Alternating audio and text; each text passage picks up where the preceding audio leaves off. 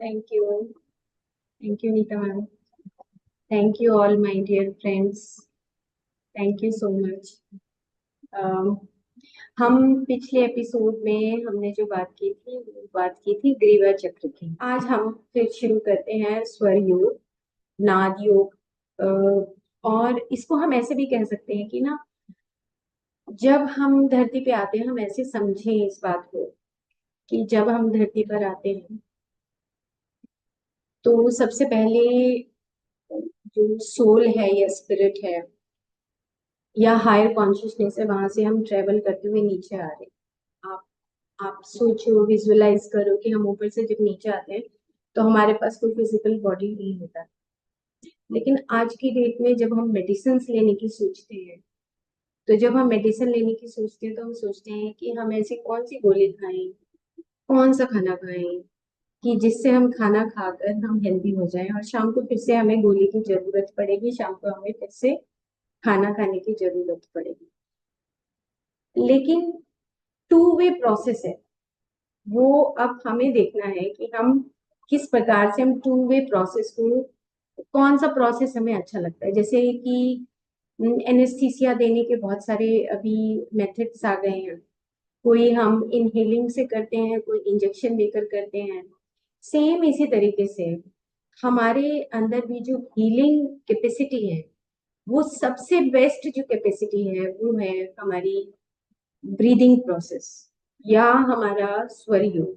या हमने जो दो एक्सरसाइजेस पहले बताई, ग्रीवा चक्र, और उससे पहले जो हमने एक्सरसाइजेस बताई कि जो हमारी आउटर लेयर है उससे हमारी इम्यूनिटी बूस्टअप होती है। तो एक वे तो ये है कि आप या तो सीख लो कि वाइटल एनर्जी के माध्यम से आप ठीक हो रहे हैं, वाइटलिटी को इम्प्रूव कर रहे हैं, और उसके बाद फिर आप फिजिकल बॉडी को ठीक करें। एक तरीका ये है कि हम पहले खाना खाएं, फिर उसके बाद गोली लें, और गोली लेने के बाद हम लगभग 3 महीने, 4 महीने या जिंदगी भर भी हम वो दवाइयां लेकर अपने आप को ठीक रखने की कोशिश करें। ये दूसरा माध्यम। तो टू वे प्रोसेस हो गया, या तो वाइटल एनर्जी के थ्रू हम ठीक हो, या फिर हम खाना खाकर और मेडिकेशन के थ्रू हम ठीक हो। तो ये चॉइस हमारी है कि हमारी अंडरस्टैंडिंग कैसी है। तो मेडिटेशन एक बहुत अच्छा माध्यम है कि हम जब ब्रेथ अवेयरनेस के साथ अपना मेडिटेशन करते हैं, उस जागरूक अवस्था में करते हैं, तो हमारी सारी बॉडीज आपस में सिंक्रोनाइज होती हैं, हार्मोनाइज होती हैं।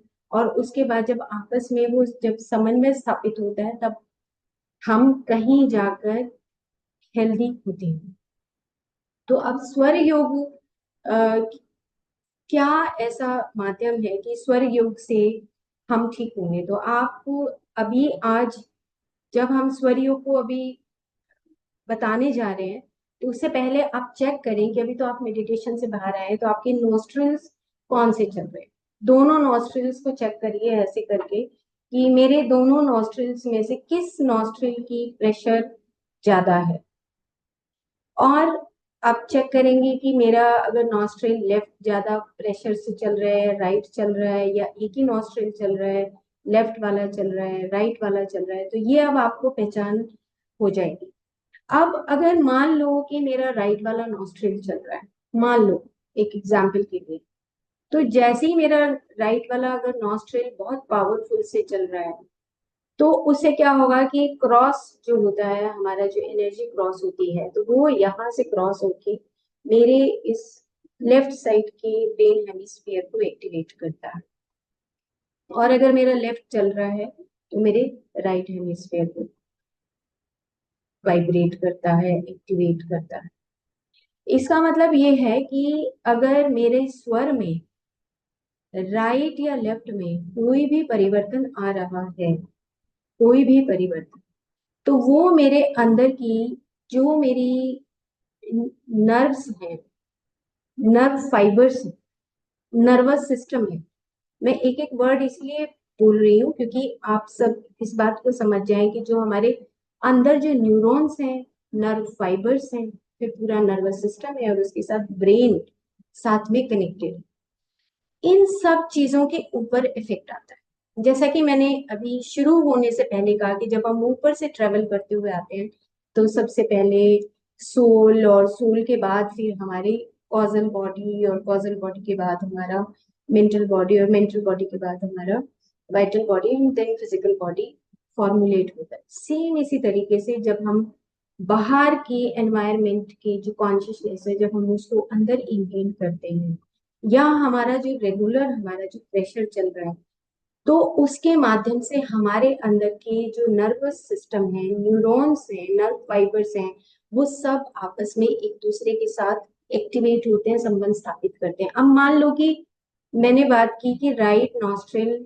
से मेरा राइट नॉस्ट्रिल में मेरा जो प्रेशर है, जो स्वर है, वो आ रहा है जा रहा है, और उससे मेरा लेफ्ट ब्रेन एक्टिवेट हो रहा है। और मोस्ट ऑफ द टाइम जो लेफ्ट ब्रेन है वो हमारा एक लॉजिकल माइंड माना गया है।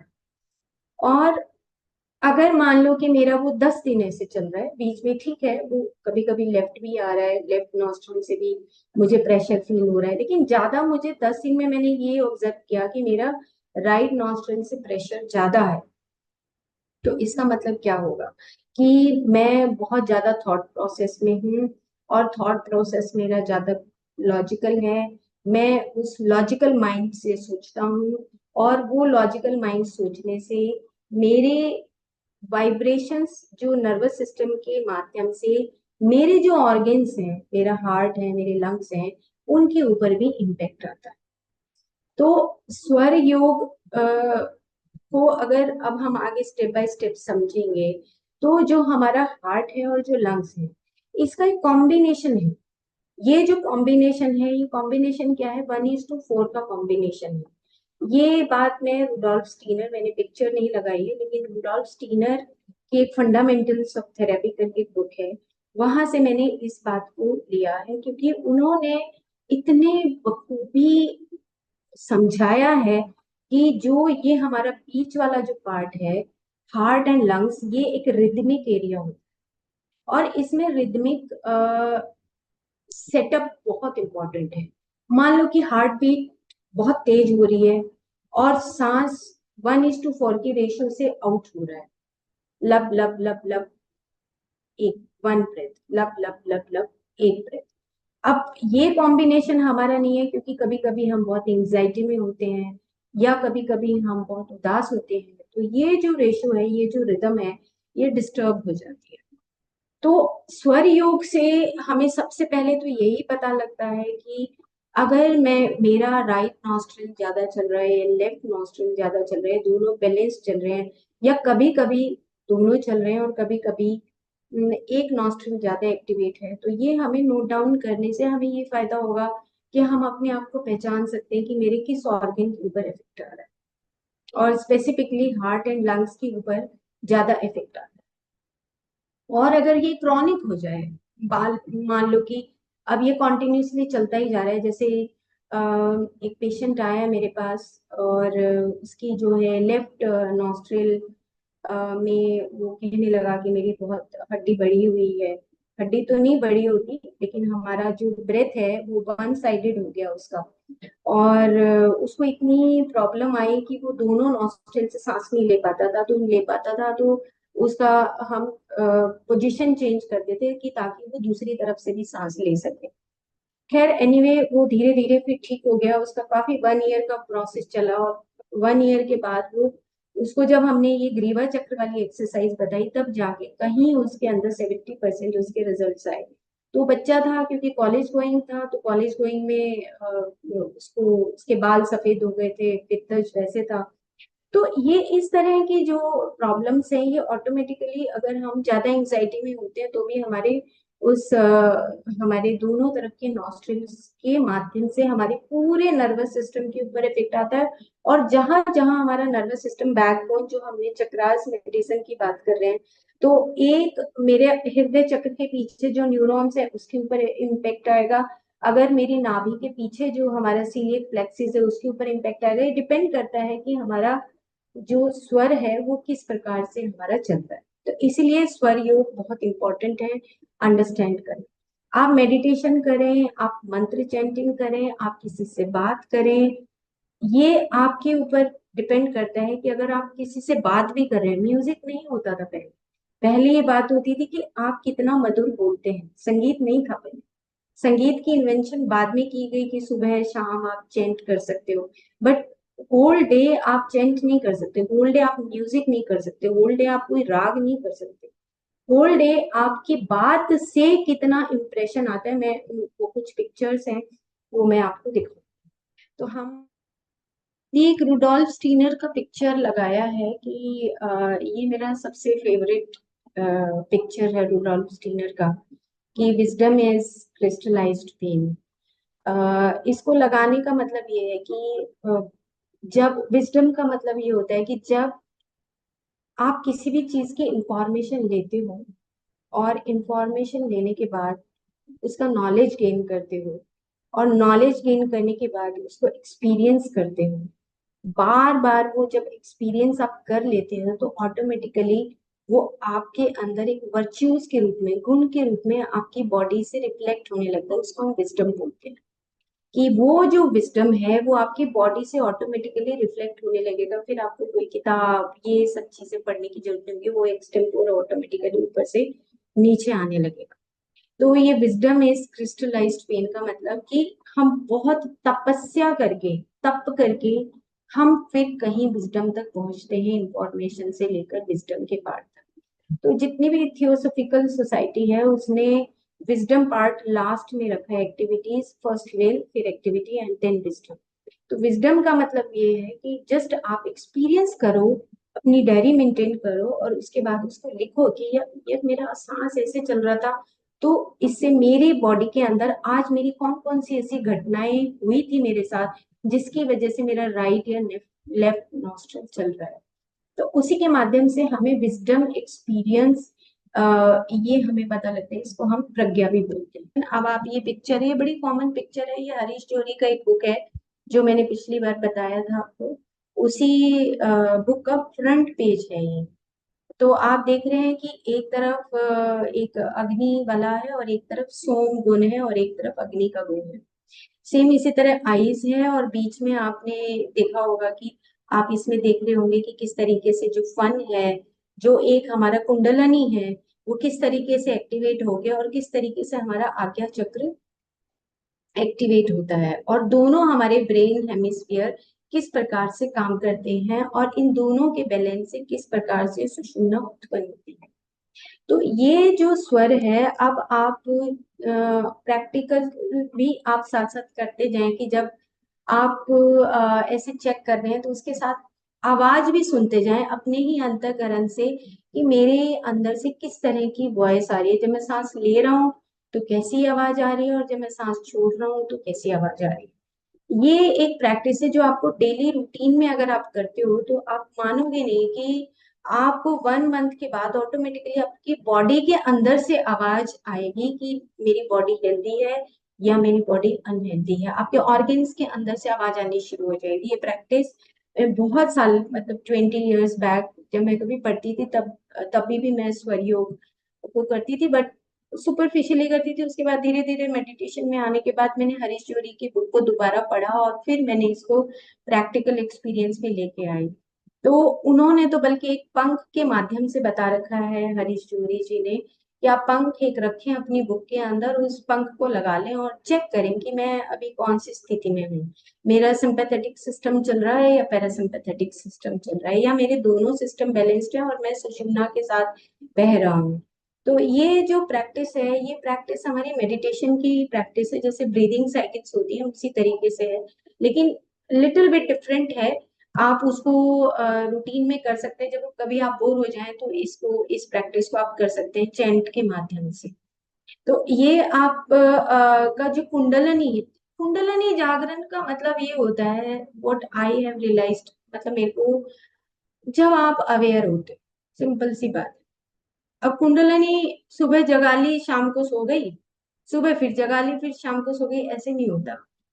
कुंडलनी का मतलब होता है कि आपके हर एक चक्रास, जो भी आप काम करते हैं, जैसे मान लो खाना खा रहे हैं और खाना खाते हुए मेरे को एक लालच आ गया कि यार सब्जी बहुत स्वाद है तो 2 चम्मच और फालतू ले लो, तो मेरी अवेयरनेस तो गई, मेरी कुंडलनी बुझ गई, मेरी कुंडलनी काम नहीं करे।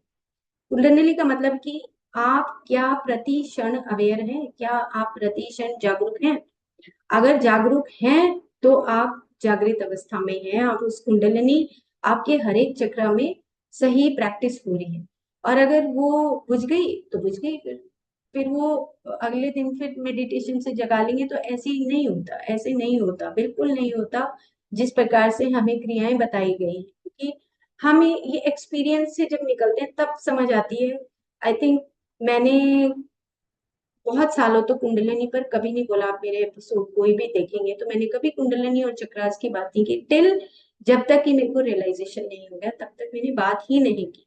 क्यों? क्योंकि कुंडलिनी कुंडलिनी करके और चक्रास करके ऐसा ऐसा था कि उसको अंडरस्टैंड करने में डीपर लेवल पे बहुत इंपॉर्टेंट है, क्योंकि ये वाइटल बॉडी का ही सारा पार्ट है। जो हम कुंडलिनी की बात कर रहे हैं, जो हम स्वर योग की बात कर रहे हैं, और यहाँ हम चक्र की बात कर रहे हैं, ये सारा हमारी वाइटल बॉडी, जैसे हमारी फिजिकल बॉडी है, जैसे फर्स्ट एपिसोड में बताया था कि जो फर्स्ट बॉडी है उसके अंदर हमारे डाइजेस्टिव सिस्टम, नर्वस सिस्टम, हमारा सर्कुलेटरी सिस्टम, यूरिनरी सिस्टम, ये सब सिस्टम्स हैं जो हमारी फिजिकल बॉडी में रहते हैं। सेम उसी तरीके से जो वाइटल बॉडी का जो सिस्टम है वो है हमारा स्वर योग है, उसके साथ हमारा चक्रास का जो हमारा मेडिसिन है, चक्रास मेडिसिन है, ये सब उसका पार्ट है। चक्रास जो है वो हमारा वाइटल बॉडी का पार्ट है, जिसको कि हम पिछले से पिछले एपिसोड में मॉर्फोजेनेटिक फील्ड में आप सबको बताया था।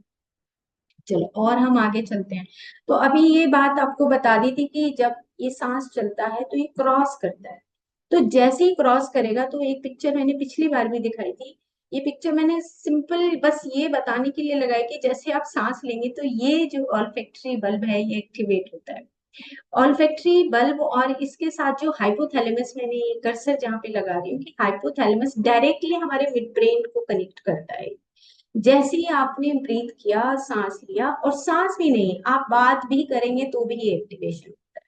सिंपल सी बात है, अगर आप गुस्से से बात करेंगे तो भी एक्टिवेशन होगा, प्यार से करेंगे तो भी एक्टिवेशन होगा, और अगर आप गुस्से से करते हैं तो ये एक्टिवेशन आपके सिंपैथेटिक सिस्टम को एक्टिवेट करेगा।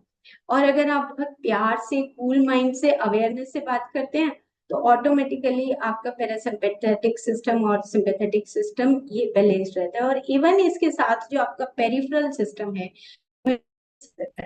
तो ये सिंपल एक अंडरस्टैंडिंग है, एक मोटा मोटा एक हमारा विज्ञान है कि जिसके माध्यम से हम उस स्वर योग को समझ सकते हैं। तो ये ऑल्फैक्टरी बल्ब क्या करता है कि जो बैक साइड में है, जो हमारा हाइपोथैलेमस है, और जो हमारी ओपनिंग्स है, जिसको हम नव द्वार बोलते हैं, ये सारी ओपनिंग्स के ऊपर ये वाइब्रेशन क्रिएट करता है। ठीक है, तो ये अब आप आपको ये पार्ट समझ आ गया। अब हम फिर से यहाँ पे जाते हैं। तो जब हमने ब्रीद इन किया तो ये दोनों जो नॉस्ट्रल है उससे हमारे दोनों क्रॉस हुआ। अब हो सकता है राइट वाला आपका हैवी है, हो सकता है लेफ्ट वाला आपका हैवी है, तो वो आपके ब्रेन के ऊपर इम्पैक्ट डालेगा, आपके दोनों ब्रेन हेमिस्फीयर पे इम्पैक्ट डालेगा। अगर मान लो कि राइट वाले की हम बात कर रहे हैं एग्जाम्पल के तौर पे, तो राइट वाला का अगर प्रेशर ज्यादा है तो आपके वो लेफ्ट में प्रेशर ज्यादा डालेगा, और लेफ्ट वाला अगर कम है तो वो राइट में कम डालेगा। तो एक क्रॉसिंग है। उसके साथ आप साइड में देख रहे हैं, जब हम ब्रीद आउट करते हैं तो नीचे से ऊपर की तरफ वो ऊर्जा उठती है, और जैसे ही ऊपर की तरफ उठेगी, तो मैंने ब्रेन का पिक्चर लगाया है साइड में जो आप देख रहे हैं, नियोकॉर्टेक्स, लिम्बिक और रेप्टिलियन ब्रेन। ब्रेन, हमारा जो ब्रेन है, ह्यूमन ब्रेन है, उसमें नियोकॉर्टेक्स होता है, और जो लिम्बिक है ये एनिमल ब्रेन है, जो लिम्बिक ब्रेन है। और जो रेप्टिलियन ब्रेन है, जो इंसेक्ट्स हैं, और ये जो हमारे रेप्टिलियंस जितने भी हमारे बींग्स हैं, एनिमल्स हैं, वो रेप्टिलियन ब्रेन है। तो आप देखो कि हमारा जो नियोकॉर्टेक्स है, जो डेवलपमेंट है हमारे ब्रेन की, वो हमारे ब्रेन की लिम्बिक ब्रेन से नियोकॉर्टेक्स तक होगी। तो नियोकॉर्टेक्स तक होने का मतलब है कि जो हमारा हायर ब्रेन है वो हमारा एक्टिवेट होना चाहिए। अब ये बात हमें याद रखनी है कि जो लिम्बिक ब्रेन होता है वो एनिमल ब्रेन बोला जाता है, और उसको एनिमल इंस्टिंक्ट की, जैसे किसी ने गुस्सा किया तो हमने भी उल्टा उसको गुस्सा कर दिया, तो हम ये कहते हैं कि भाई तू इंसान नहीं है, तू तो ऐसे जानवर की तरह बिहेव करता है, हम नॉर्मली ये बात करते हैं। इसका मतलब ये कि हमारा लिम्बिक ब्रेन काम कर रहा है उस वक्त जब हम किसी दूसरे को एकदम से रिएक्ट करते हैं। लेकिन नियोकॉर्टेक्स क्या करता है कि वो नियोकॉर्टेक्स, अगर हम मेडिटेशन करते हैं, अगर हम स्वाध्याय करते हैं, और अगर हमें बेसिक अंडरस्टैंडिंग है ब्रेन की कि जो हमारा नियोकॉर्टेक्स है वो एक्टिवेटेड होता है, तो हम, हमारी जो ब्रीदिंग है, ये वाली जो आपने बैक में आप देख रहे हैं, तो ये जब हम ब्रीद आउट करते हैं तो ये ब्रीद आउट ऊपर से होती हुई हमारे नियोकॉर्टेक्स से होती हुई जाती है। एक पिक्चर और है जो, अब ये देखो आप, जो नॉर्मल ब्रीदिंग है वो ये ब्रीदिंग है कि हमारी यहाँ से हमने सांस लिया और हमारा मिड ब्रेन से होते हुए सांस नीचे लोअर ब्रेन जहाँ पे हमारे सेंटर्स होते हैं वहां से जाके चला गया। लेकिन जो कॉन्शियस ब्रीदिंग है, जब कॉन्शियस ब्रीदिंग का मतलब कि जब आप अवेयर हो, आप अवेयर हो कि मुझे क्या बोलना है, क्या करना है, क्या सोचना है, तब आपका जो ब्रीदिंग का पैटर्न है वो टोटली, आपकी ब्रीदिंग का पैटर्न नियोकॉर्टेक्स से होते हुए तब नीचे जाता है, और नीचे से जब ऊपर ब्रीद आउट होता है तो भी वो नीचे से ऊपर होते हुए वो नियोकॉर्टेक्स से ही जाता है। तो इसका मतलब ये है कि जो हमारा जो स्वर है, स्वर का मतलब, आप जैसी सांस अंदर भर के देखिए, अभी बोलते बोलते ही मैं जैसे बात करी, तो आप खुद अपने ट्रायल करो कि जब मैं सांस भीतर ले रहा हूं तो किस तरह का स्वर आ रहा है। स की आवाज आएगी आप जब सांस ले रहे हैं, क्योंकि वो गर्म होगा, ठंडा होगा, सॉरी, ऐसे ठंडा जाएगा अंदर, और जब अंदर से बाहर आएगा तो आपकी है की साउंड आएगी, और हल्का सा वो गर्मी, क्योंकि अंदर बॉडी है, हमारा जो बॉडी का टेम्परेचर है उसके अकॉर्डिंग सांस बाहर निकलेगा, तो थोड़ा सा उससे गर्म निकलेगा। तो अभी आप ट्राई करके देखो, फिर से एक बार ट्राई करके देखो, क्योंकि ये सारा एक्सपीरियंस की बात है, जो मैंने फर्स्ट स्लाइड दिखाई कि जो wisdom is the crystallised pain, कि बार बार अभ्यास करने से आपको पता लगेगा कि मेरा जो सांस है उसका स्वर कैसा है। तो जब आप उस सांस को अंदर लोगे, अब जब आप मेडिटेशन करें, आप दिन में जब आप मेडिटेशन करते हैं तो आप देखो कि जब सांस ले रहे हो तो स की आवाज आ रही है। अब उससे होगा क्या, उस स की आवाज से जो आपका म्यूकोजा है नोज के अंदर का, जहां पे मैं अभी कर्सर लगा रही हूँ, ये जो म्यूकोजा है ये एक्टिवेट होता है, ये वाइब्रेशन होती है इसमें, ये वाइब्रेशन होगी। और जैसे ही वाइब्रेशन होगी तो आपके म्यूकोजा के साथ साथ अंदर का भी प्रेशर वाइब्रेट होके अंदर के प्रेशर में भी चेंजेस आए।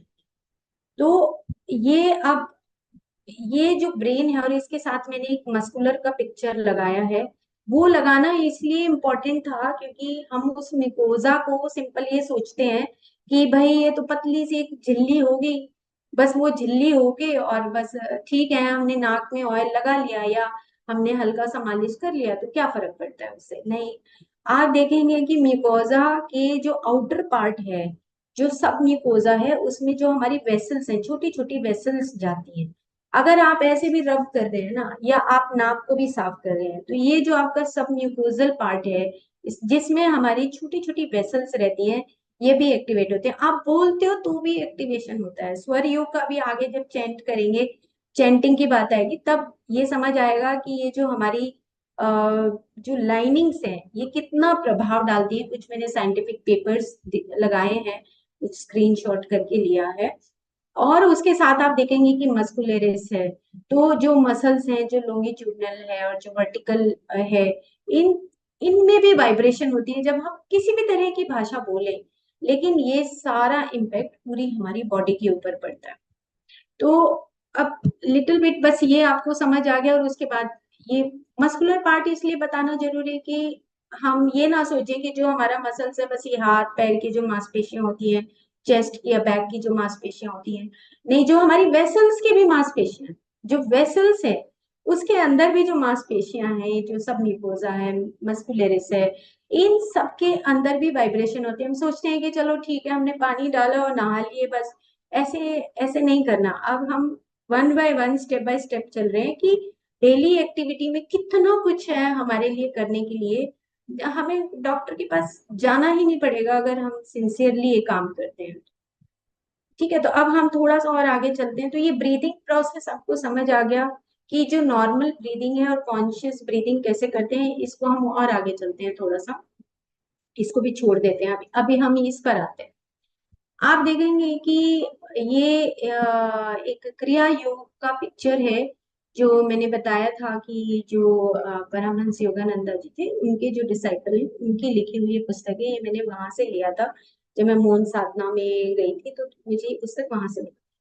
आप देखिए कि आपका जो ये विशुद्धि चक्र है, यहाँ पर अगर हमारा जितना भी ए आ ई उ ए ऐ जितनी भी साउंड्स जो निकलती हैं, वो हमारी यहाँ से विशुद्धि चक्र से निकलती है। अगर थायराइड कहीं ब्लॉक हो रहा है या थायराइड की कोई हमारा इम्बेलेंस आ रहा है, इट मीन्स कि हमें वो जो हमारा गले का जो प्रैक्टिस है, वो हमें उस प्रैक्टिस को हमें करना है कि किस प्रकार से हम प्रैक्टिस करें कि हमारा जो विशुद्धि चक्र है, जो हमारा थायराइड है, वो बैलेंस हो सके।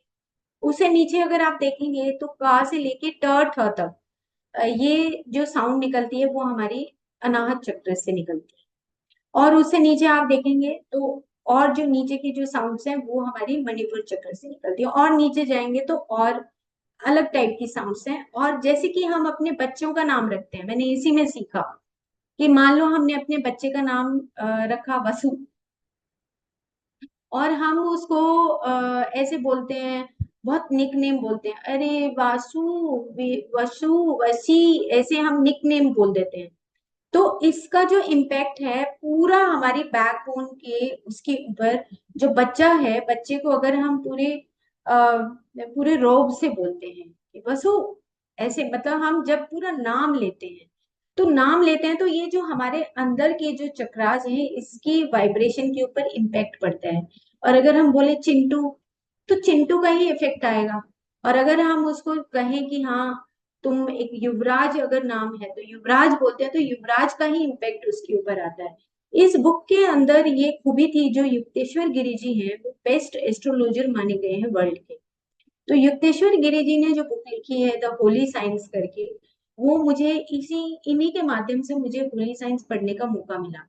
तो जब मुझे पता लगा कि इतना महत्व है और हम बच्चों को छुटकू छुटकू सा नाम लेके बुलाते हैं, तो वो कहते हैं कि उससे उनकी जो उनका जो सक्सेस रेट है, वो घट जाता है अगर हम निक नेम बोलते हैं, या हम उसको पूरी मजबूती से नहीं बोलते हैं, पूरी अथॉरिटी से नहीं बोलते हैं।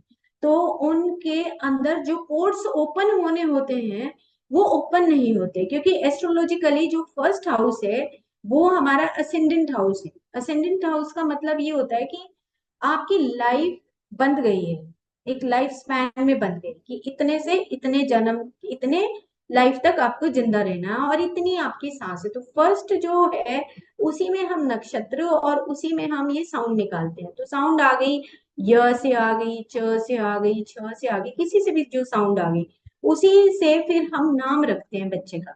जब हम नाम रखते हैं, जैसे हमारा नाम है, तो हम जब हम नाम रखते हैं, हम बोलते तो कुछ और है, हम संगीता की जगह संगू बोले, तो वो संगू का इम्पैक्ट आएगा, संगीता का तो इम्पैक्ट आएगा नहीं। तो जो कोर्स खुलने चाहिए वो खुलते नहीं।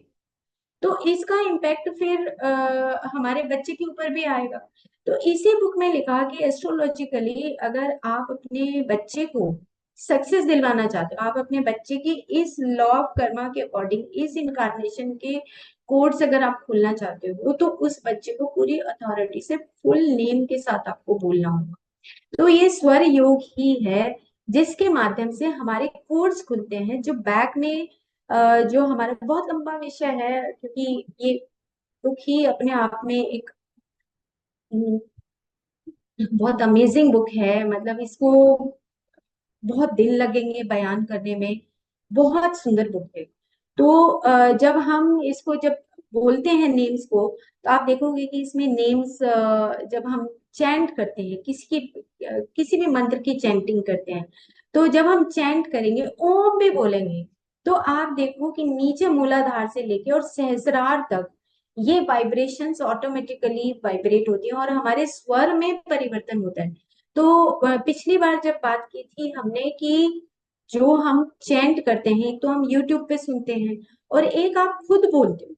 जो आप खुद बोलते हो वो आपके कोड खोलने के लिए है, आपके उस कोड को डिकोड करने के लिए, ओपन करने के लिए है वो कोड्स, क्यों? क्योंकि आपकी जो लैंग्वेज है वो अलग तरीके से रिस्पॉन्ड करेगी आपकी बॉडी को। तो आपकी बॉडी को अगर रिस्पॉन्ड करेगी तो आपके कोड्स खोलेगा और आपको हील भी करेगी। तो इसके लिए एक साइड में मैंने पिक्चर लगाई है, फिर हम और आगे चलते हैं। तो बस ये बेसिक अंडरस्टैंडिंग ये होनी चाहिए कि जब आप चैंट करें, तो जैसे हमने बात की थी कि महामृत्युंजय का जो चैंट है या गायत्री मंत्र का जो चैंट है, तो आप जब अपनी धुन में करो अपनी गायत्री मंत्र, चाहे आप 5 मंत्र कर लो, लेकिन बस बहुत ही प्यार से उसको चैंट करना है, ताकि आपको अंदर से पता लगे कि मेरे कौन कौन से पोर्टल्स खुल रहे हैं। और साथ में डायरी ले लो अपना, आपको खुद में और फोटो लो, बकायदा आप फोटो लीजिए प्लीज। मैं आपको एक फोटो का पिक्चर दिखाती हूँ। ये वाला पिक्चर, ये जब मैंने आचार्य पिंगल को पढ़ना शुरू किया तो मेरे फ्रेंड आए हुए थे। तो हमें ऐसे जोश आ गया कि एक संस्कृत वाले टीचर को बुलाते हैं और हमें तो आचार्य पिंगल को पढ़ना ही है। और क्योंकि उन्होंने ये बताया कि आपकी जो चैंट है, वो चैंट से आपके सामने अगर पानी भी पड़ा है तो वाइब्रेशंस चेंज होते हैं। तो ये हमारा खुद का ट्रायल है, हमने महामृत्युंजय मंत्र का चैंटिंग किया। तो हमने सबसे पहले एक बाउल लिया और उसको नीचे वाइट लगा के, वाइट चादर बिछा के हमने उसको बाउल को भर लिया और उसकी एक फोटोग्राफ ले ली। और फोटोग्राफ लेने के बाद जब हमने शुरू किया उसको, तो ये फोटोग्राफ, सेम यही फोटोग्राफ हमने उसको सॉफ्टवेयर में डाला और सॉफ्टवेयर में डाला कि किस तरह का कलर्स आ रहा है। तो जब हम चैंट करते रहे तो मैं थक गई, और थकने के बाद आई थिंक 108 बार करना था, तो 108 बार तो नहीं कर पाई। लेकिन जैसे ही मेरे अंदर से एक साउंड आया कि नहीं अब बंद करो, क्योंकि मैं थक गई हूँ, मैं नहीं कर सकती हूँ, तो मैंने उसको बंद कर दिया और साथ में उसका फोटोग्राफ ले लिया। तो फोटोग्राफ में अब आप देख रहे होंगे कि एक नीचे वाला है, एक ऊपर वाला है। तो उसमें जो हमारा ऑरिक फील्ड है, पानी का भी जो ऑरा है, पानी के अंदर भी जो वाइब्रेशंस है, जो मेरे चारों तरफ की वाइब्रेशन है, उसके अंदर ऑटोमेटिकली चेंज आता है जब हम चैंट करते हैं। हम अपनी स्वर विद्या को हम जब बाहर निकालते हैं, चैंट करते हैं, तो उसमें चेंज आता है। तो आप देख रहे होंगे कि कुछ कुछ चीजें चेंज आई। और ये लगभग है 20 मिनट 25 मिनट की बात है कि कॉन्टिन्यूसली मैं बड़े बहुत ही प्यार से किया। हमने 5-6 बार ये एक्सपेरिमेंट किया, मैंने एक ही स्लाइड लगाया है। तो इससे क्या होता है कि आपकी पूरी पूरे चारों तरफ वो वाइब्रेशन क्रिएट होती है। तो एक वाइब्रेशन जब क्रिएट होती है, तो आप देख रहे हैं इधर वाला जो बाउल है वो बिल्कुल अलग है, नीचे वाले को पिक्चर देखो, और दूसरा जो है ऑटोमेटिकली बैलेंस हो रहा है। क्यों? क्योंकि आप चैंट कर रहे हो, आपकी अपनी भाषा है, अपनी भाषा से आप, कोई स्वर जो है आपका लघु है, कोई स्वर आपका दीर्घ जा रहा है। तो वो आपके अंदर की वाइब्रेशन से आपको पता लग रहा है कि किस प्रकार से मैं जब चैंट कर रहा हूं तो मेरे सामने भी जो पानी पड़ा है उसमें भी किस तरह का परिवर्तन आ रहा है। ओके, तो कलर्स की बात बस सिंपल आप देखेंगे तो कलर्स आप समझ लीजिए, क्योंकि ये भी बहुत बड़ा सब्जेक्ट है बीएफआर। अगर हम बायोफील्ड रीडर देखते हैं तो आप देख रहे होंगे कि एक तरफ ये रेडिश और जो मेजेंटा कलर ज्यादा है, और इधर मेजेंटा कलर कम होता जा रहा है। तो इसका मतलब ये है कि जो हमारा एक पॉजिटिव फैक्टर है, हम इसको मतलब आसान भाषा में समझें कि ये जो पॉजिटिव जो फैक्टर है ये बढ़ जाएगा, और आपका green colour, yellow colour, sky blue colour mid में होता है और उसके बाद फिर वो चेंजेस आते हैं। तो इस प्रकार से ये चेंज देखा। तो मैं अब एक चीज और बताती हूँ इसके साथ ही, ये वाला पिक्चर आप देख रहे हैं कि जब आप बार बार वाइब्रेट करते हैं, बार बार, तो फिबोनाची सीरीज में क्या है, आप नीचे एक नंबर देख रहे होंगे, ये मेरे फ्रेंड है, उन्हीं का मैंने एक स्क्रीनशॉट लिया हुआ है जो इसके ऊपर अभी काम कर रहे हैं। तो आप देखेंगे 1, 1, 2, 3, 5, 8, 13, 21, 34, 55, 89, 144 और 233, यानी कि 13 वाले स्टेप पे जाके 1.6180 रेशो आती है। मेरा कहने का मतलब सिंपल इतना है कि हम इतना इसमें ना जाए, लेकिन बस ये एक बेसिक अंडरस्टैंडिंग करें कि जब आप चैंट करते हो, चैंट करते हो, चैंट करते हो, चैंट करते रहते हो, चैंट करते रहते हो, तो आपकी ऑटोमेटिकली आपके चारों तरफ वो वाइब्रेशन ऑटोमेटिकली क्रिएट हो जाएगी, वो आपको वापस खुद में आपको वाइब्रेट करने लगेगी। खुद में। जैसे कि मान लो एक जो लीफ है, पत्ता है, आपने तोड़ा है, तो उसका एक टेम्पलेट है अंदर ना। अ, हमने नहीं कुछ किया, वो प्रकृति ने खुद ही उस टेम्पलेट को उस फ्रीक्वेंसी तक 13 तक ले आया, और उसके बाद वो अपने आप पत्ता जो है उसी डिजाइन का आएगा जहां पे उसका जन्म हुआ। जिस तरीके से वो पत्ते का डिजाइन था, उसी जैसे नीम का पत्ता है वो टूटा तो वो फिर से वैसा ही आएगा। तो ये टेम्पलेट है, क्योंकि वो दोबारा से फिर से उसके अंदर जनरेट होने की, उस टेम्पलेट के उसकी कॉपी होने की शक्ति उसके अंदर आ गई है। सेम इसी तरीके से जब हम अपने जो चैंट करते हैं, मंत्र चैंट करते हैं, कोई शब्द चैंट करते हैं, तो बार बार जब हम चैंट करते हैं तो ऑटोमेटिकली वो शक्ति जनरेट होने लगती है। तो जब वो जनरेट होती है तो उसी के अकॉर्डिंग हमारे चारों तरफ की कमरे का वातावरण, हमारे चारों तरफ का जो वातावरण है, वो ऑटोमेटिकली हमें उसी हमारे ऊपर ही वो रिफ्लेक्ट करने लगता है। तो ये जो है चैंट का इतना अच्छा इम्पैक्ट पड़ता है हमारी बॉडी के ऊपर, कि हमें देखना है कि हम कौन सा मंत्र चैंट कर सकते हैं। तो अब आचार्य पिंगल की हम बात कर लेते हैं, क्योंकि इन्हीं से ये सब कहानी शुरू हुई। कंप्यूटर जो बाद में फिबोनाकी सीरीज के बाद जब ये आया, लियोनार्डो फिबोनाकी, दो फोटोग्राफ लगी हैं। तो आचार्य पिंगल जो हैं बिफोर क्राइस्ट 400 to 200 की उसमें इन्होंने इस चीज को बताया। इसको छंद शास्त्र भी बोलते हैं। छंद शास्त्र प्रोसोडी बोलते हैं इसको, कि मतलब कि जैसे मान लो कि मैं अभी आपसे बात कर रही हूँ, तो इसको बोलने का मतलब ये है कि मैं किसी चीज के ऊपर तो प्रेशर डाल रही हूँ, किसी चीज के ऊपर प्रेशर नहीं डाल रही हूँ। किसी के ऊपर मैं बड़ा फ्लो से मैं बोल रही हूँ। जैसे मान लो, और अच्छी तरीके से समझने के लिए, कि मान लो हम कोई राग बोलते हैं, जैसे भैरव राग। तो भैरव राग जब बोलते हैं तो उसमें रे और ध जो है वो कोमल होता है। तो तो जब हम भाषा बोलते हैं तो मान लो कि भैरव राग बज रहा है और मुझे उसका नॉलेज है, तो अगर वो कहे कि मैं भैरव राग बजा रहा हूँ और वो रे और धा कोमल नहीं लगा रहा है, तो मेरे को ऑटोमेटिकली उस छंद शास्त्र से मुझे पहचान आ जाएगा कि भैरव राग नहीं है। जैसे मान लो कि मैं बहुत उदास बोल रही हूँ, और अच्छे और आसान भाषा में समझते हैं, तो आप सब समझ जाओगे कि आज संगीता उदास है। तो वो एक छंद का मतलब हो गया कि कहीं पर मैं डल हूँ, कहीं पर मैं एक्टिव हूँ। तो जो हमारे शब्द हैं उनके अंदर कहीं दीर्घ और लघु स्वर उत्पन्न होता है। तो आचार्य पिंगल ने ये इन्वेंशन किया कि जो लघु और गुरु जो शब्द हैं, उसी के ऊपर उन्होंने बाइनरी जो हमारे नंबर्स आए, वो वहीं से इन्वेंट हुए। आचार्य पिंगल के बाद फिबोनाकी, लियोनार्डो फिबोनाकी ने इसको इन्वेंट किया, कि ये जो 0 और 1 है, इसको अगर हम आगे 1+1+ ऐसे करके हम आगे बढ़ाते जाएं, तो एक टाइम ऐसा आता है कि वो टेम्पलेट तैयार हो जाता है, एनर्जी का टेम्पलेट तैयार होता है। तो उसके बाद हम उसको उसी मंत्र की शक्ति को जनरेट करते हैं। जैसे पहले के जो ऋषि मुनि थे, वो जनरेट करते थे अपने स्वर योग से, कि वो चैंट करते रहते थे। तो आपने बहुत सारे शास्त्रों में आप देखोगे कि वर्णन मिलता है कि चैंट करने से, जैसे कि मेरे को वृंदावन जब मैं गई तो वहां पे स्वामी हरिदास जी का तटीय स्थल था।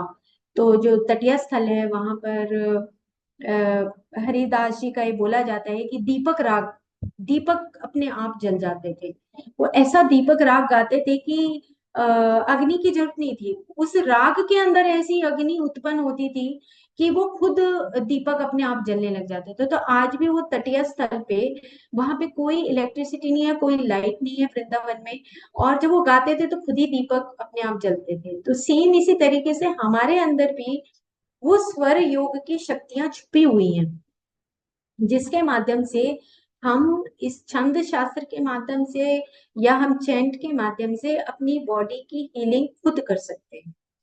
तो ये आचार्य पिंगल हैं। और साथ में आप अब हम थोड़ा सा फिबोनाची सीरीज के ऊपर आते हैं। ये अब अगर आप देखेंगे, इसमें 1 by 1 करके पिक्चर देखते हैं, जिसको हम गोल्डन रेशियो भी बोलते हैं। तो गोल्डन रेशियो में आप पहला अगर पिक्चर देखेंगे तो इसमें देखेंगे कि एक लाइन ड्रॉ है और दो अनइक्वल पार्ट्स में डिवाइड हो रही है।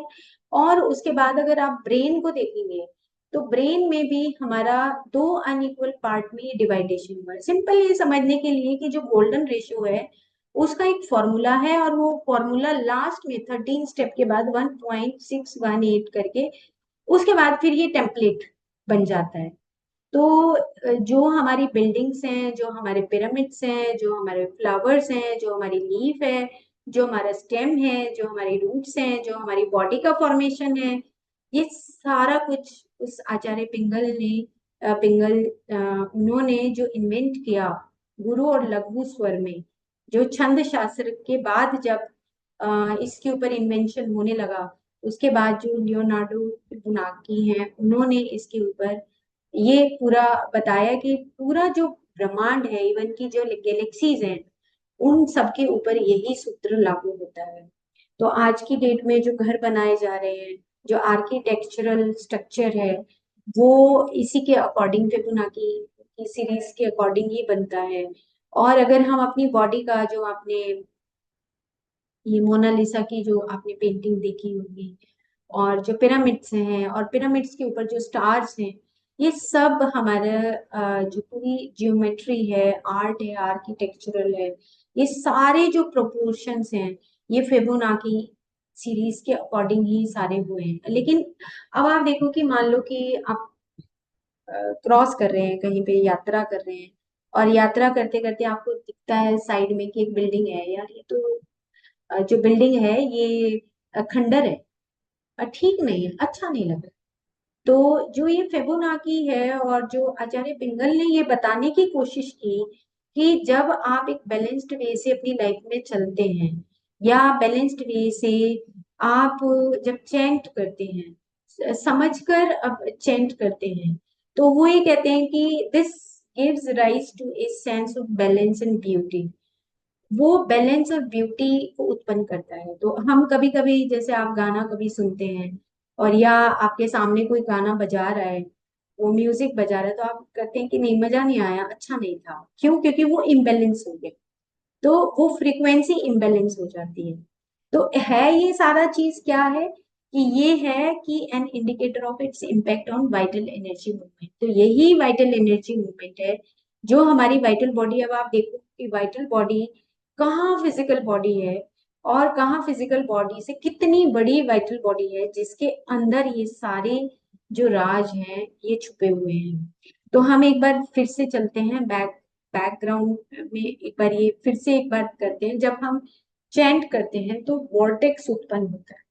तो जैसे वॉर्टेक्स उत्पन्न होता है, तो जैसे जैसे वॉर्टेक्स होगा हमारा एक्सपेंशन बढ़ेगा, हमारा एक्सपेंशन बढ़ेगा ऑटोमेटिकली। अगर हम डेली ये प्रैक्टिस करते हैं, जैसे तराटक भी अगर हम प्रैक्टिस करते हैं, तो ऑटोमेटिकली हमारे अंदर वो ही वैसी ही वाइब्रेशंस जनरेट होनी शुरू हो जाती है। तो एक बार हम अब फिर से एक बार हम वापस चलते हैं यहाँ पर। तो अब हमने स्वर योग को इतना हमने समझ लिया कि जो स्वर है वो हमारा राइट नॉस्ट्रिल और लेफ्ट नॉस्ट्रिल, राइट नॉस्ट्रिल सूर्य नाड़ी है, और जो लेफ्ट नॉस्ट्रिल है वो हमारी चंद्रमा नाड़ी है। और ये दोनों नाड़ियां जब बैलेंस होती हैं, तो मैंने लिखा है यहाँ पर कि स्वर जो है सुषुम्ना का स्वर चालू होता है जब दोनों बैलेंस होती हैं। तो उसको हम सोहम बोलते हैं, सोहम भी बोलते हैं, उसको हम भी बोलते हैं। क्योंकि जब आप अंदर लेते हो तो स की साउंड उत्पन्न होती है, और जब बाहर निकालते हो तो ह की साउंड उत्पन्न होती है। तो मेरी रिक्वेस्ट अब आप सबसे ये है कि आपको नोटिस करना है कि 5 मिनट 10 मिनट जितनी देर भी आपको अच्छा लगे, मतलब आपको खुद अंदर से अच्छा लगना चाहिए कि हाँ ये मुझे अच्छा लग रहा है, मेरे दिल को अच्छा लग रहा है। और फिर आप देखो कि क्या मेरी दोनों नाड़ियां चल रही है, या एक चल रही है, दो चल रही है। और फिर आप प्रैक्टिस करें इसको। तो प्रैक्टिस करने के लिए आप कोई भी मंत्र चुने, और मंत्र चुनने के बाद आप उसका प्रैक्टिस करें। जैसे ओम नमः शिवाय चुन सकते हैं, हरे कृष्णा, हरे रामा चुन सकते हैं, जो भी आपको मंत्र, छोटा मंत्र ले सकते हैं, बड़ा मंत्र। लेकिन उससे पहले आप एक फोटोग्राफ ले लें अपने फेस की, और जब आप 10 दिन लगातार करते हैं उसके बाद आप एक फोटोग्राफ लेंगे, तो लेट अस सी कि क्या चेंज आता है आपके उसमें वाइब्रेशंस में। अ, तो हम इसको देख सकते हैं कि जो सुषुम्ना नाड़ी है वो तब चलती है जब आप बिल्कुल बैलेंस्ड हो जाते हो, आपके जो दोनों स्वर हैं वो बैलेंस चलने लगते हैं। और यही चीज जब बैलेंस करती है तो बैक साइड में फिर से हम उसी पिक्चर पे जाते हैं कि ऊपर से जब हमारी सोल आई, तो सोल आने के बाद हमारी बॉडी आई, हमारी सुप्रामेंटल कॉजल बॉडी आई, कॉजल बॉडी के बाद हमारा मेंटल बॉडी डेवलप हुआ, मेंटल बॉडी के बाद जो हमारे प्रारब्ध थे उसके अकॉर्डिंग हमारी बॉडी की तन्मात्राओं के माध्यम से हमारे पंच महाभूतों का शरीर आया। तो ये हमारी इस तरीके से हमारी जो फिजिकल बॉडी है वो फॉर्मुलेटिव है, और हमने अब उसको उल्टा करना शुरू कर दिया कि फिजिकल बॉडी अगर बीमार है तो हम सबसे पहले दवाई के ऊपर जाते हैं सीधा, ना कि हम अपने प्राण शरीर के ऊपर या मन शरीर के ऊपर या सुप्रामेंटल बॉडी कॉजल शरीर के ऊपर जाएं और उसके माध्यम से हम अपने आप को हील करें। तो इस प्रकार से हम अ, ये वन बाय वन करके कि ये अब हमें पता लग गया कि जो कॉन्शियस ब्रीदिंग है, अब जब आप अपना स्वर इनहेल करेंगे एक्सहेल करेंगे तो आपको ऑटोमेटिकली पता लग जाएगा। तो एक पिक्चर और मैंने जो लगाई है, ये प्लांट्स का पिक्चर लगाया था। तो ये एक पिक्चर रह गया था कि ये एक बुक है। मुझे जब मैं हैदराबाद गई पिरामिड में तो मुझे ये बुक मिली, पीटर टॉमकिंस की लिखी हुई, the secret life of plants. तो इसमें उन्होंने ये ट्रायल किया कि क्या म्यूजिक से, क्या प्लांट के अंदर किस टाइप की ग्रोथ होती है। तो बहुत सारे अभी आजकल एक्सपेरिमेंट हो रहे हैं पिलियन फोटोग्राफी के माध्यम से, और हम नॉर्मल भी फोटोग्राफ लें तो हम ये देखते हैं भी क्लासिकल म्यूजिक से जो ग्रोथ है वो बढ़ती है, अगर हम बहुत ऊपर नीचे को ऊपर खाबड़ म्यूजिक लगाते हैं तो उससे ग्रोथ हैम्पर होती है।